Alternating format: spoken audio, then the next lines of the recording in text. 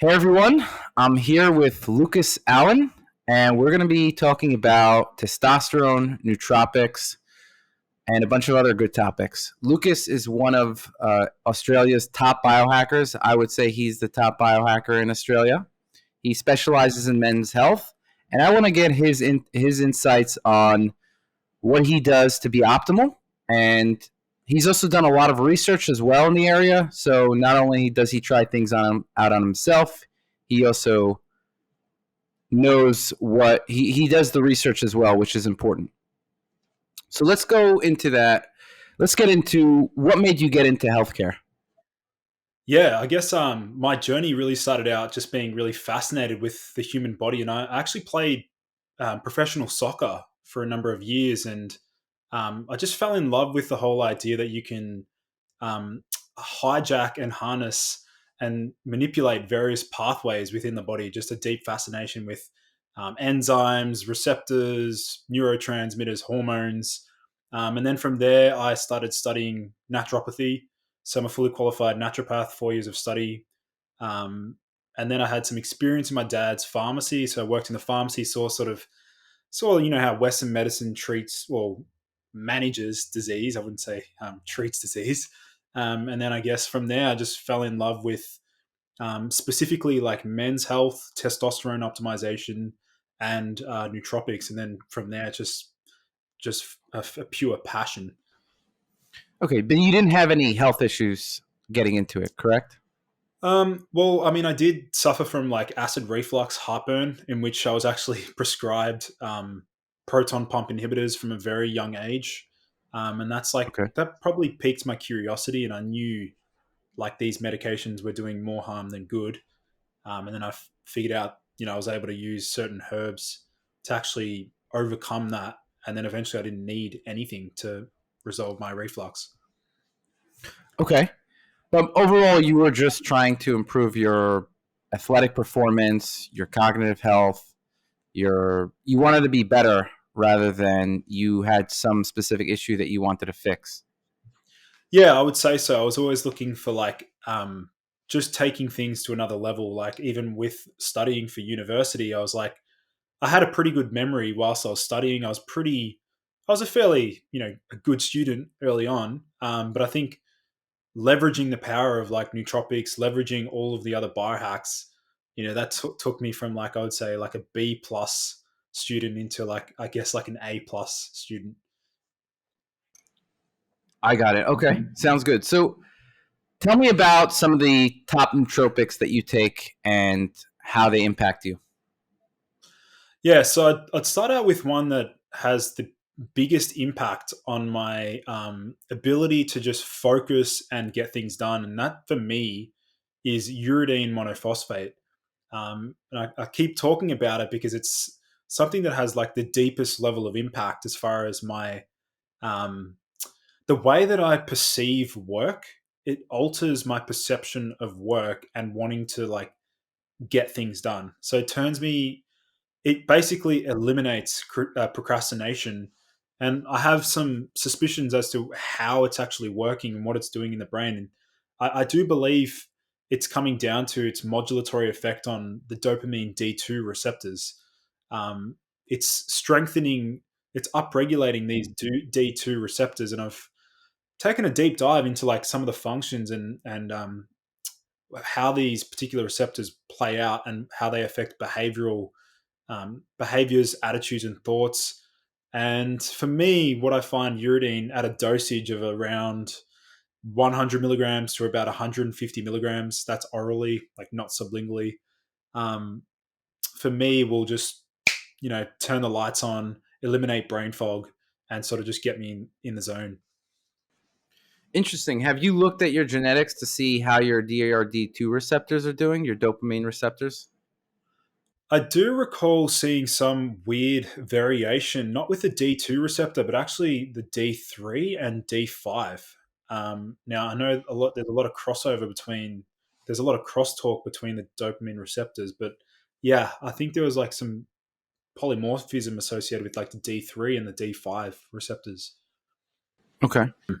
that's a place where genetics could be very good, of course, because there's no way that you're going to do a blood test to see what your DRD2 receptor is like, right? So Yeah. I think when it comes to doing these kinds of biohacks and say, hey, I like uridine, because I actually don't notice any big impact from uridine. But now that you're mentioning it, I'm probably going to try it again. But I would like to see, if I'm, I guess you have to understand how you want to use it. If you don't know what you're looking for sometimes, then it's just going to be different. So if you're telling me that you're mainly using it for stopping procrastination, then that's something that I would look at more closely. But I would also want to see, what genetic predispositions is it overcoming? What negative genetic predispositions is it overcoming? Because I don't know if that's going to help everybody necessarily overcome procrastination, let's say.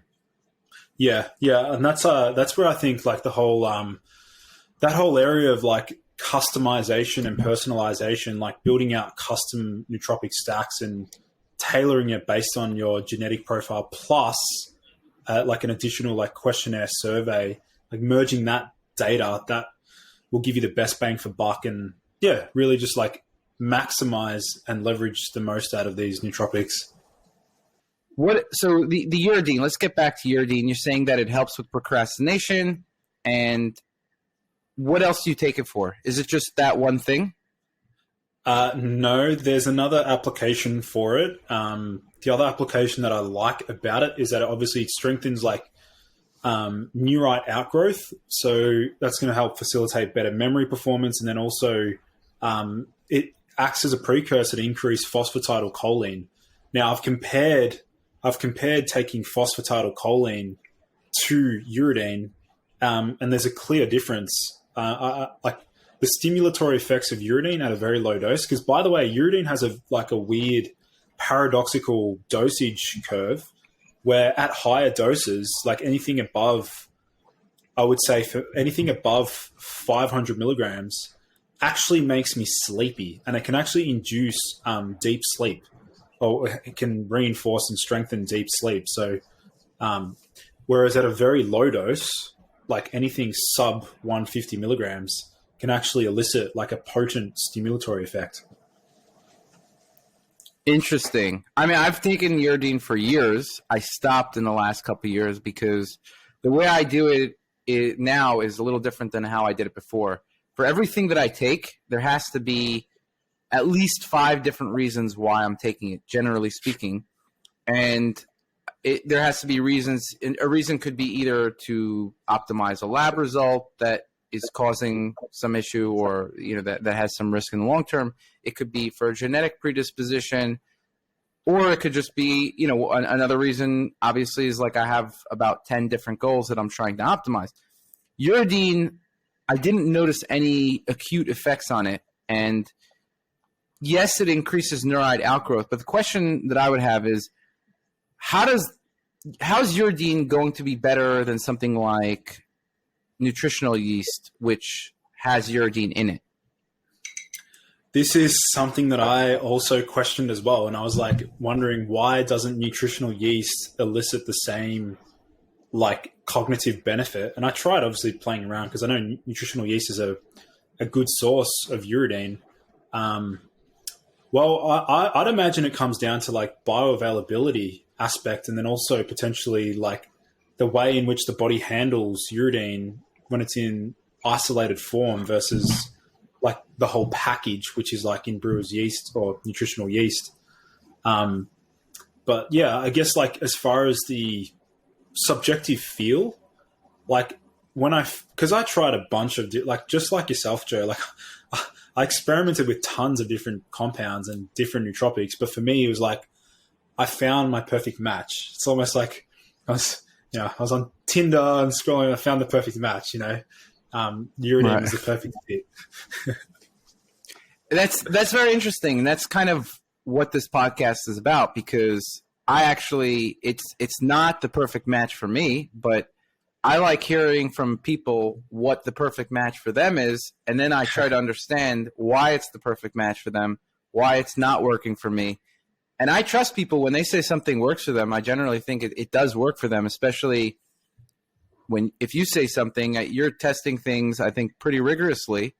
You're taking in large dosages, you're taking in isolation, you're doing research on it. So I think I definitely trust that it's helping you. And I just want to know exactly why that is and why I'm not having the same effect, because I've tried it in a bunch of different ways. I'm going to try it again just because, I like what you said about procrastination, but I mean, I've tried it for sleep also. And I haven't, in terms of the neurite outgrowth, what is it actually growing? Because I don't feel like it's increasing BDNF more than some other things increase BDNF, right? So what kind of neurite outgrowth is that? Yeah, well, this is related to, I guess, because there's some similar research that uridine can strengthen nerve growth factor secretion as well.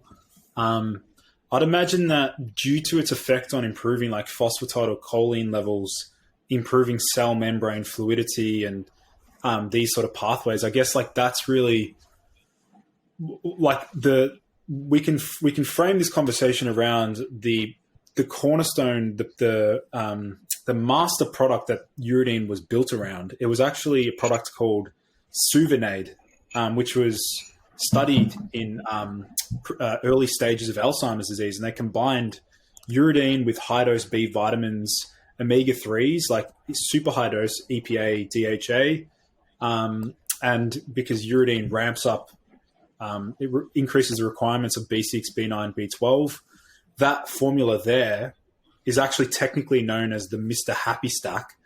And that Mr. Happy Stack is, it's a stack that uridine has some research in bipolar. It's been used to stabilize emotions and mood in bipolar. But I mean, I personally haven't been diagnosed with bipolar, but I still get a very favorable response.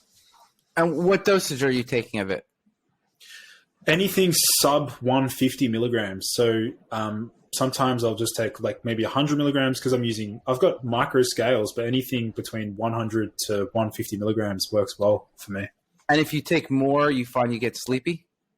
Yeah, anything above like 300 to 500 milligrams, there's no point. Like I don't feel good, particularly if I eat eggs as well. Like if I'm combining eggs, which is another choline source, and if you just go over the board, like I know what excess acetylcholine feels like, and that's also not a fun state to be in as well. Interesting. So you find that it increases acetylcholine? Yeah, I mean, uridine strengthening phosphatidylcholine, like the total pool of phosphatidylcholine, and there's also another part of uridine. It actually gets converted into CDP choline or citicholine. So that's why some people like would prefer to take like CDP choline instead of uridine, because they're sort of interchangeable. But I tried CDP choline, but it just didn't have the same effect as uridine. Interesting. And what was the highest dosage you took of uridine? I played around with 750 milligrams. Okay. Which is, I think that's the dose that they use in the bipolar studies. So pretty high doses. Okay. I think I've taken about a gram of it before as like a mega dosing experiment. I don't know. I forgot exactly, but I took a lot of it to see. I just didn't notice any strong effects from it, but I think this is one thing that is highly dependent on your body and what it needs. It could be that you're genetically predisposed to having less of something that it really helps for. Let's move on from uridine and just actually to close that out. I assume you take DHA with it, fish oil. Well, at the beginning of my experimentation, I was combining it with like a really high quality DHA EPA. But what I found over time was that I no longer needed the fish oil component. I could get away with just eating a bunch of salmon or some seafood and still get a good response. So, yeah. What about, so that's uridine. So I'm assuming that's your favorite nootropic or one of the one of the top ones.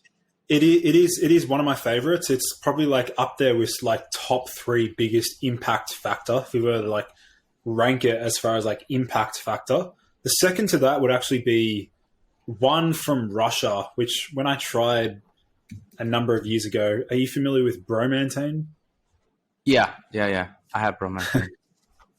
Yeah, yeah. That one there for me, that was also packed a punch, but it was a very delayed punch. It was like 6 hours after dosing. I remember the very day that I first dosed. I remember going to the library, and I remember thinking like I got some bunk or some fake bromoantane because I was like, I don't feel anything. But then after like 4 to 6 hours later after dosing, I was like, okay, now I think I'm feeling the effects. Like, because I was in the library and I was like, okay, I'm going to head back home. How much were you taking? I only took like 20 milligrams, which is the recommended dosage is 50, but I took less because I'm always like, I'm always a less is more guy with dosing. And that I think the 50 is way too much, by the way.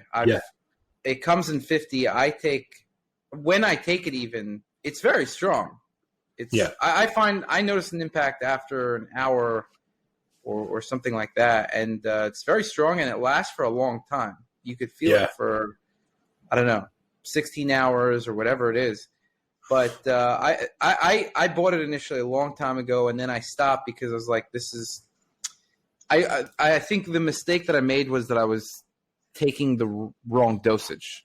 And I just, since it was a drug, I was just like, I'm not going to do it. But then I decided, let me see what happens at different doses. And I found that even like 5 milligrams was something that I could notice, maybe 5-10 milligrams had a good impact. I still don't know how I'm going to put it in my regimen, but it is something that increases dopamine pretty reliably. The tyrosine hydroxylase, it increases that. And especially if you have certain genetic variants that are decreasing your tyrosine hydroxylase, that could be a very good thing. But it is a drug. People need to be aware of that. And it's not really regulated at all. Yeah. So tell me what impacts you. Yeah. Well, the subjective response, like for me, is like, so like I said, I went to the library, did some studying for like 4 hours. And then like after 4 to 5 hours, I was like, I noticed usually there is a typical, like I do drop off after 4 hours of like heavy focus. Like there is a bit of a drop off, like naturally. But I remember that day when I came back home I was like, I'm going to go down to the playground and do like a workout. I'm going to go do some chin-ups and see how I feel like subjectively. Now, I know a lot of that would have been like placebo because I was like excited because I'm like, I just took a synthetic adaptogen from Russia and I know the military uses bromoantane. Like this is some powerful stuff. But I remember like that particular workout, like I felt like euphoric. And I remember actually thinking like, this is a little bit above, it was way above what I'd consider like a normal positive mood. It was like ecstatic, hyper elated mood. And I was like a little bit concerned because I was like, okay, well, let's see how I sleep tonight. Let's see how I feel tomorrow morning. I remember that night I slept like 4 hours and the following day I was up early and super hypermanic. I was literally hypomanic. And I remember feeling like just overly excited and happy for no reason. And just like overly energetic, super confident, very talkative. And then I was like, yeah, I didn't redose because I knew I got to be careful here, sort of thing. That's one of the things that I'm worried about with bromoantane is how it impacts sleep, and that's kind of what I'm experimenting with. And I also feel like if you're introducing drugs, for me personally, right? It's the last thing I want to do. So I'm right now making changes to my regimen. The bromoantane, I have it around, but I feel like as long as I'm making changes, I want it to be in addition to all the things that I'm doing, rather than I see it as like caffeine. Caffeine or some kind of, it's a drug, right? Or caffeine or something that is not natural, and it's going to take you to a different level. But I feel like you want to use it. I don't want to use it as a daily thing, but the question is, so how am I exactly going to use it? What exact situations am I going to be using this drug? So you tell me, do you use it daily, first of all? I actually don't use it at all anymore, like at all, because Okay. I like that. Yeah, like that desired state. Like I don't need to ever be like that's just over the top for me, for my constitution. Like, yeah, I don't even need it. So why anymore. is it your top if you don't take it then? Just you're saying in general. I'm saying like it's top based on like impact factor. So like impact factor was very high. Same with like uridine. But like since I've learned about so many other biohacks, like I don't need as many compounds these days. Like I'm just adhering to like specific training protocols, doing my 20,000 steps, knowing how to eat well, knowing how to sleep well. And yeah. So I think we're the same in that regard, because that's exactly what I was saying, is that I want to make sure that I'm doing all the basics first, and then I could see where does this fit into my life. And I've been doing that slowly, kind of using it here and there to see where does it fit in. But I don't want it to artificially increase my energy levels just by increasing dopamine. And then, if you just increase dopamine and you're more energetic, you're also going to crash if your mitochondria is not up to speed, if your core health is not up to speed. And obviously, if it's impacting your sleep at all, that's not a good thing. So I want to make sure that it's being used in a way that doesn't impact me negatively in any way. And for me, that might be taking 5 milligrams, which is 1/10. Say it's a microdose of, it's a mini dose of, this drug once a week, twice a week, whatever I decide to do in the long term. But you don't feel like you ever want to use it? You feel like you just cut it out completely? To be honest, no. Like what I'll do now is I'll literally take sublingual L-phenylalanine, and that will give me like a snippet of like what bromoantane can offer.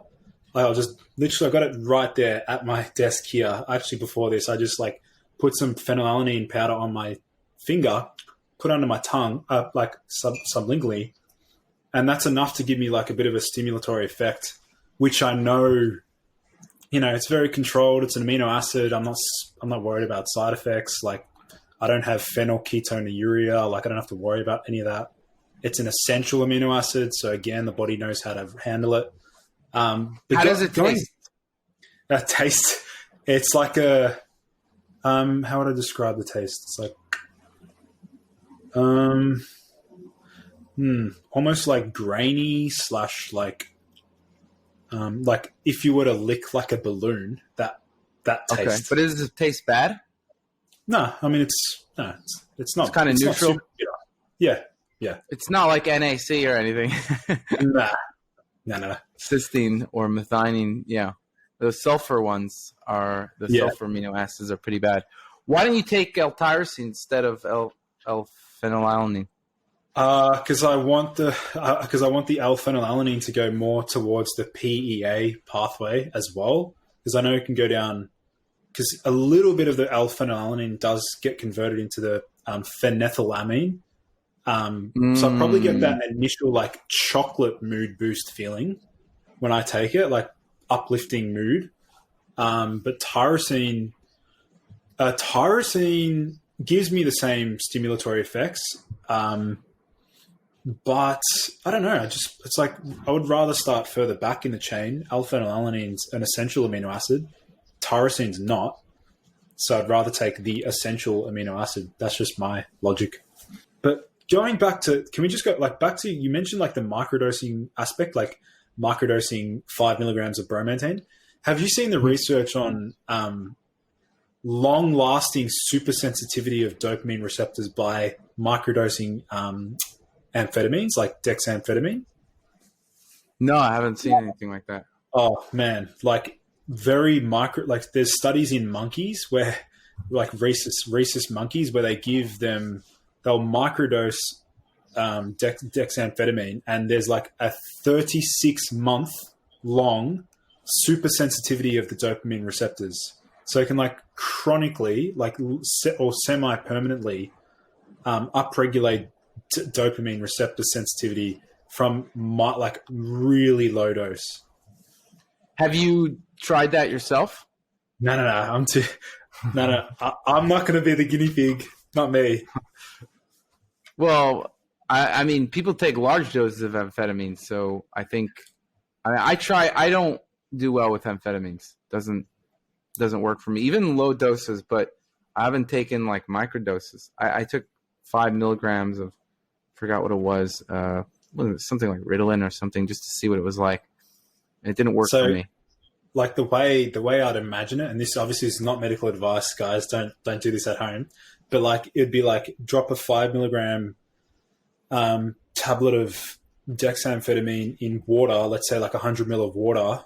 Let it dilute, and then just literally taking. And this should be for like a naive, like a virgin, someone who's never used it, or someone who's not using it. Like to then just take 1/10 of a sip of that water, and just that's it, and then just observe how you feel the next few days. Interesting. Okay. Have you known anyone who's done that it's worked on? This is the first this is the first podcast that I've ever mentioned it on. So okay. No. All right. Sounds good. So yeah, I mean, dopamine is quite an interesting topic because, at least for me, it really is based on your genetics and how your neurochemistry is built. Because I don't do well on amphetamines. I don't do well on what other dopamine stuff. I don't do well on modafinil, stuff like that. And L-Dopa. So those three things very much increase dopamine. Yet bromantane has a very different effect. So it doesn't increase dopamine directly. It more like increases the enzyme that increases dopamine. So it's more like a steady kind of slight increase in dopamine, whereas these other things, I think, is like more rapid increase. You take L-Dopa, you take amphetamines, it's a much more rapid increase, and I think the rapid increase is where you also get the equal and opposite negative effect from not having it. So then all of a sudden you get this low, and so then that's what really causes an addiction or dependence. It's a better word for being on these stimulants. And so that's why I'm not a big fan of those things that rapidly increase dopamine. Whereas things like psychedelics, I feel like it's more of a longer lasting increase in dopamine, the way that it's doing it. So I tend to do well on things that increase dopamine in a longer type of way, rather than a short spike. And so things even like cocaine, it's a short spike. I don't like it. Whereas the things that do it in a more sustained way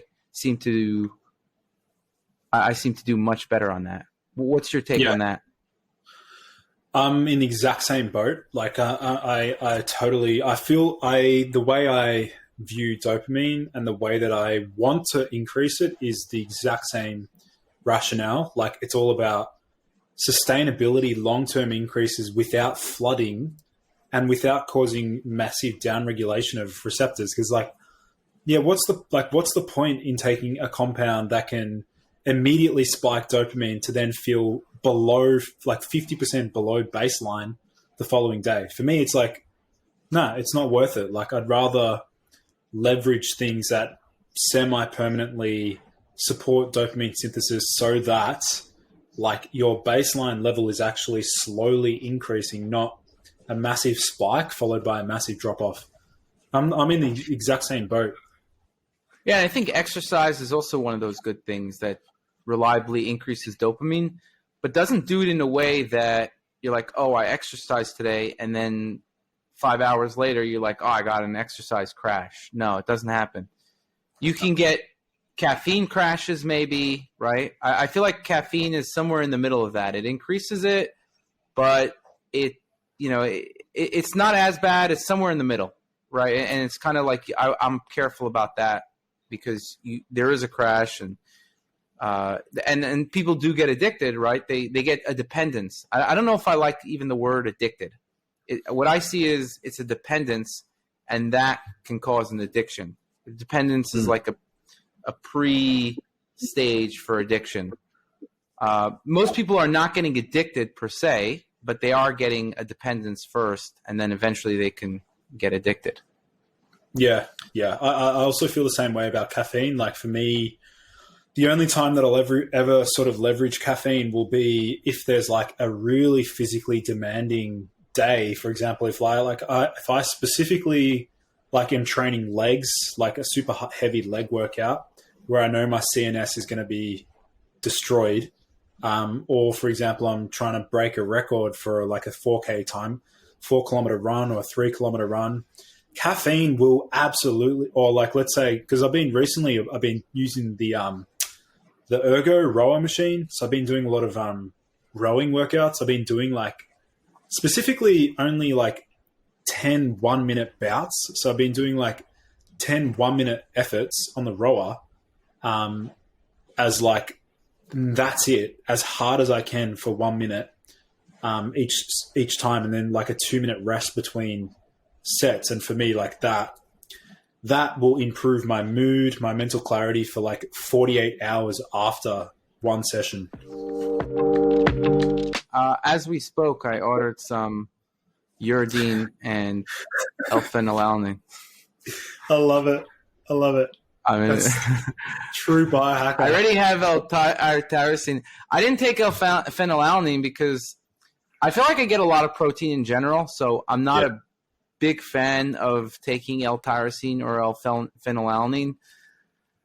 And I experimented with it a while ago, and I didn't notice any significant impact, but I didn't really experiment in the way that I should.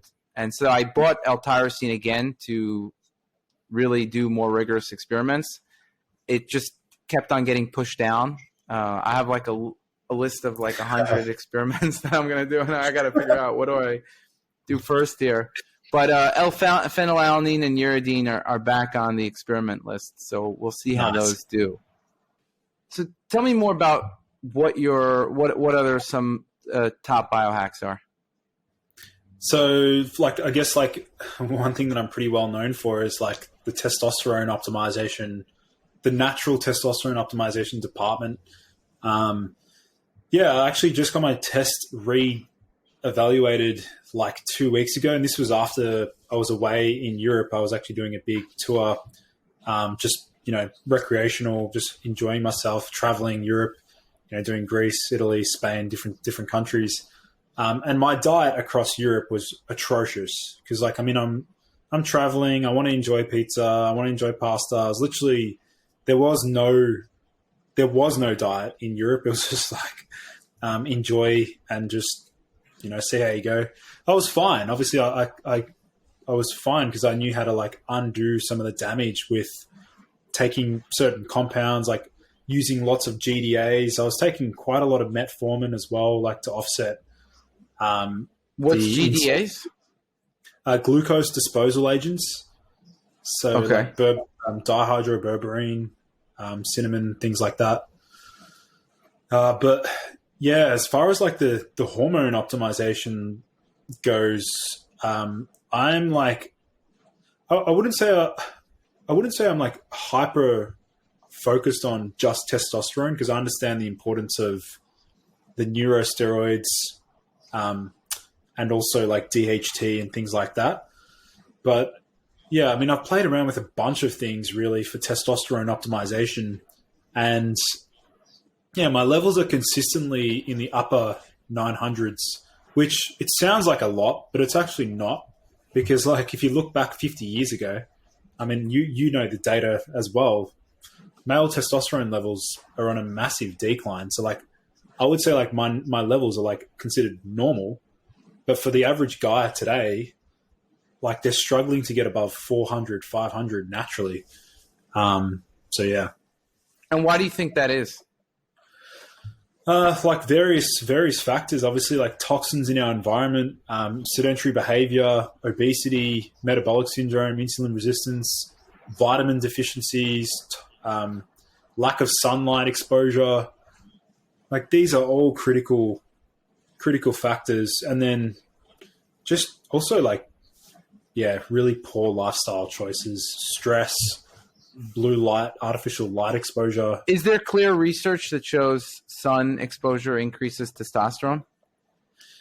So there's very clear research as far as sun exposure affecting androsterone, which is a pheromone. It's not a pheromone. It's actually a precursor hormone that goes down a backdoor pathway to increase DHT. So there is research that if men expose their chest and back to the sun, not only are they going to boost their vitamin D levels, which just by correcting vitamin D levels, that obviously has a beneficial effect.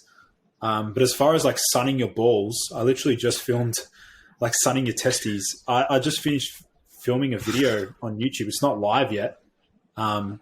But my stance here is 2 to 3 seconds per session, not like 15 minutes in the sun. 2 to 3 seconds of tanning your balls. Yeah. Okay.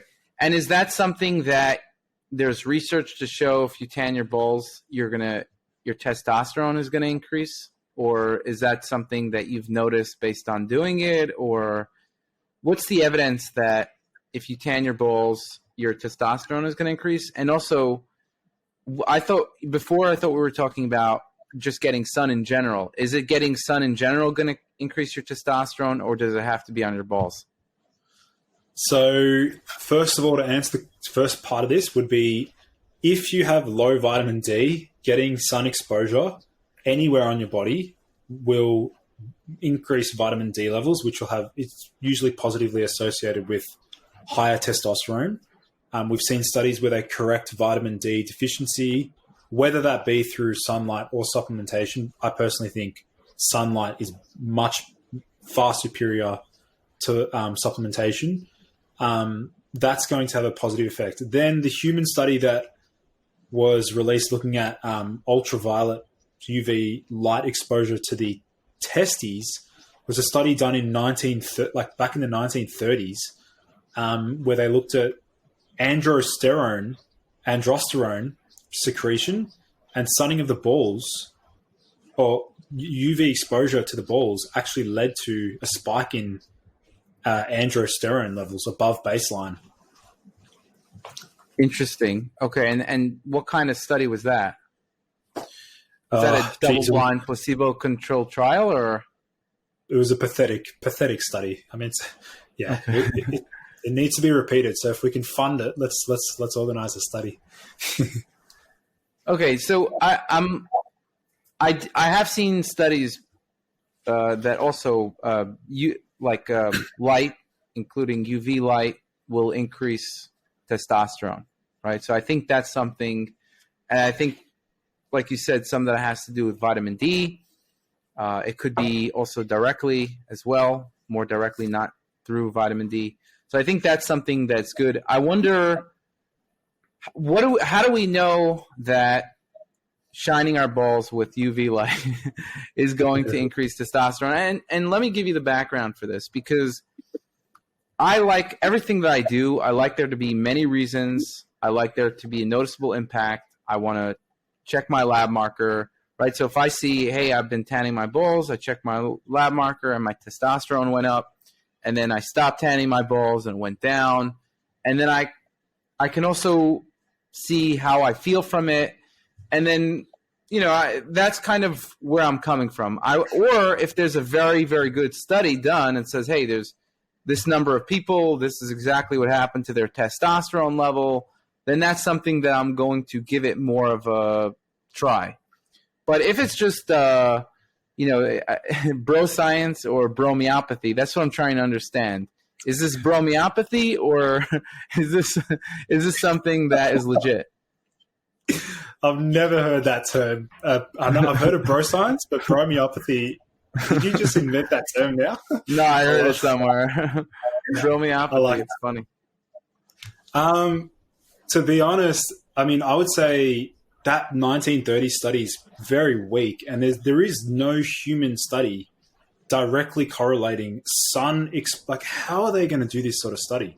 Like there is no human study that looks at sun exposure to the human testes. They could do it in rats pretty easily, but like in humans, there is no study. But based upon the research on like red light therapy, facilitating better ATP production in the Leydig cells, supporting Leydig cell function, looking at the research into melanocyte stimulating hormone, which is involved in arousal, reproduction, libido, and looking at the research associating sunlight exposure, nitric oxide production, and nitric oxide's involvement in GnRH secretion and luteinizing hormone production, it would only make sense that, hey, maybe there is some degree of merit associated with sun exposure directly to the gonads.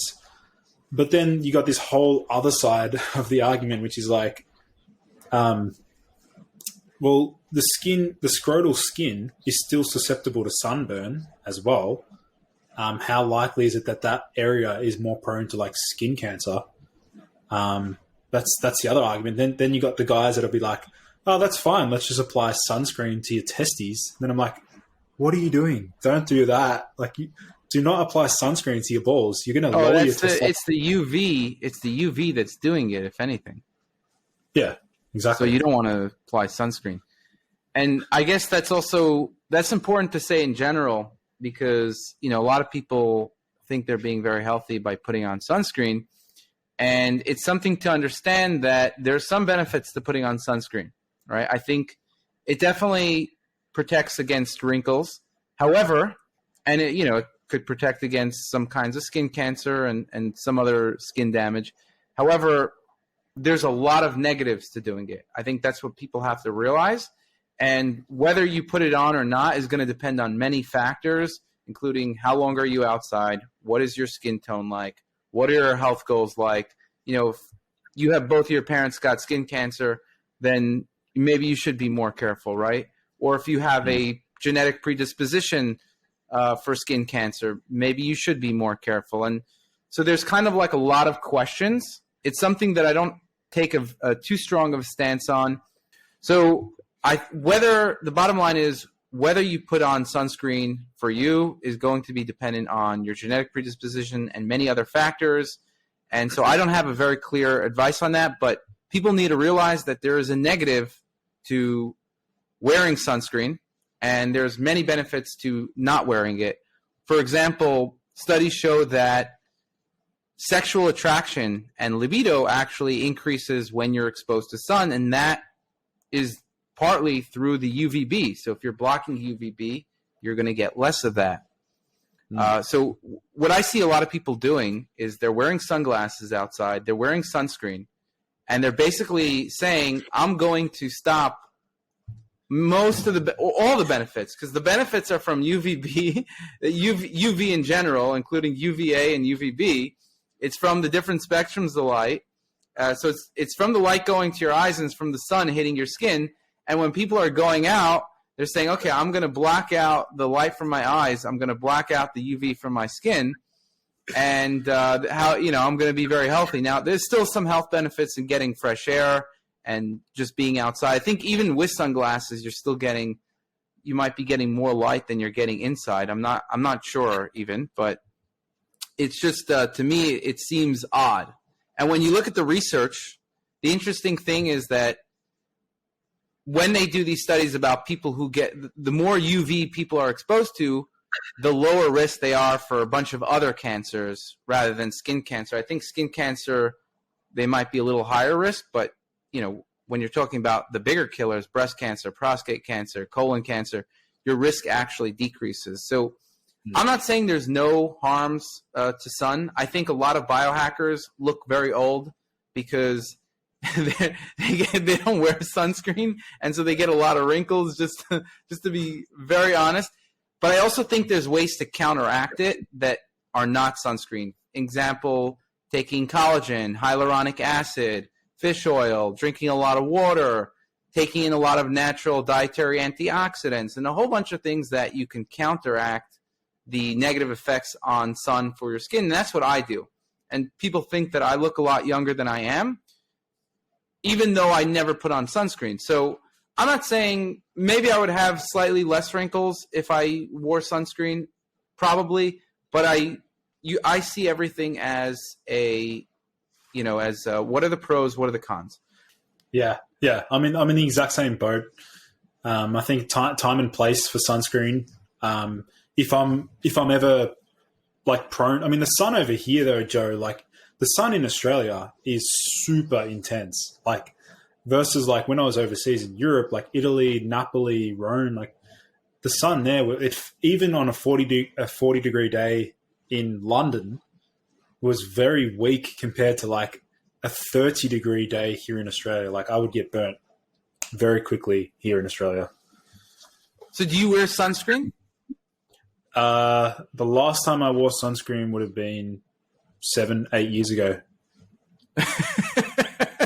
Okay. I've worn sunscreen in the past year, I think twice. I put very little on just to prevent me from getting burned, because I was just in a situation where I couldn't wear a t-shirt. I couldn't, different situations, but very, very sparingly. I very sparingly use it. And so, but you mentioned you're in Australia and the sun is very strong. How many hours do you spend outside? Well, I mean, in summer, like if I go to the beach, like the main thing is like if I go to the beach, the one area that I'm trying to protect the most is my head and my face, and particularly my forehead. So I'll wear a hat or like cover it up with like a t-shirt if I'm lying down. But like, yeah, like you got to be really careful here. Like, but I'm sort of lucky. I'm sort of similar skin complexion as yourself. Like, yeah, we're both olive. I'll pretty easily tan. Maybe it's a good idea for me to take dates out in the daytime in the sun, because it increases attraction rather than at night. Actually, speaking of attraction, when I was researching the sunlight affecting androsterone, there was a study where they used, and it was a pheromone-based lipstick for women, and it was a lip balm that they could apply to their upper lip. It was a study on upper lip administration of androsterone, increasing female libido and mood. And I'm like, I've just thought of the best product idea, like a psychoactive lipstick. Interesting. It's not bad.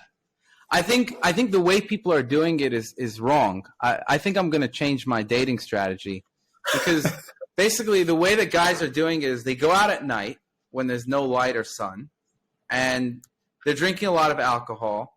So what are they doing? They're decreasing their testosterone with the alcohol. They're staying up late. And by the way, I'm guilty of this too. I generally, like in the past, and I've been trying to stop all alcohol and going out at night, because also it's disrupting my circadian rhythm and my sleep. But I think the real way that I'm going to be doing it is going on dates in the day, so that my testosterone is increased while I'm outside. I'm getting light. My dopamine is increased, and there's going to be increased sexual attraction, not only from me, from the girl as well. And then my circadian rhythm is going to be better. I'm going to sleep better, and I'm not going to drink alcohol on the date either. So I think the way guys are dating is completely off. I restarted some consulting to see that, and I had, and I had 1,000 clients before, but what was very clear is that I was like, okay, why are you taking this thing? Well, this doctor recommended it. Okay, so you don't really know why you're taking it. No, you're taking about 20 different things here, and how do you feel? I'm not sure. It's like I'm taking too many things. I don't know what's helping, what's not. And what people are doing is they're doctor shopping. They're going from one doctor to another, or they're blog shopping or guru shopping, what kind of shopping they're doing. And they're just incorporating things, and they don't know what's helping, what's not. It's very, very unsystematic way of doing it. And what I start doing with my clients now is I tell them, stop everything you're doing one at a time. You need to, I put them through my framework. Number one is you need to feel an impact from this. If you can't feel it, it's not for you. Two, we need to track labs. We need to look at your genetics. We need to have 5 reasons or more that this is why you're taking this, so that if somebody asks you why you're taking this in a year, you know exactly why you're taking it. But anyway, that's kind of my framework. I'm wondering, how do you see that framework? Is that something that you also do, or? It sounds ironically like basically the same approach as to what I do with my clients as well. Like, for example, I'll say, because a number of them will come to me with a whole spreadsheet of different compounds, and they literally say, I heard about this on an ad or a YouTube video, and I asked them, do you know why are you using it? I don't know, or I don't notice any effect. Then the most logical approach, plus understanding research and science, is then, okay, stop using it. What's the rationale for why you're using it? Now, having said that, though, there's going to be some supplements where people need to use it, particularly for maybe correcting nutrient deficiencies. Maybe they need zinc. If they take zinc in a supplement form, which again, I'd rather them get that through food. But if they do take zinc in supplemental form, they may not feel it, but their labs reflect better white cell count or better zinc status. So it's been a pleasure chatting, and hopefully we can chat another day as well. I feel like there's a lot we didn't get to, and there's a lot of questions that I have. But where can people find you? And do you if you have anything you want to promote, you're welcome to, promote it. Awesome. Yeah, no, it was great chatting. I know we can chat all day, but if people want to find me, they can just search Boost Your Biology on YouTube. Just got tons of free content there, so go and subscribe to my YouTube channel, Boost Your Biology. Awesome. You're doing very well on YouTube the last time I checked, so that's pretty good.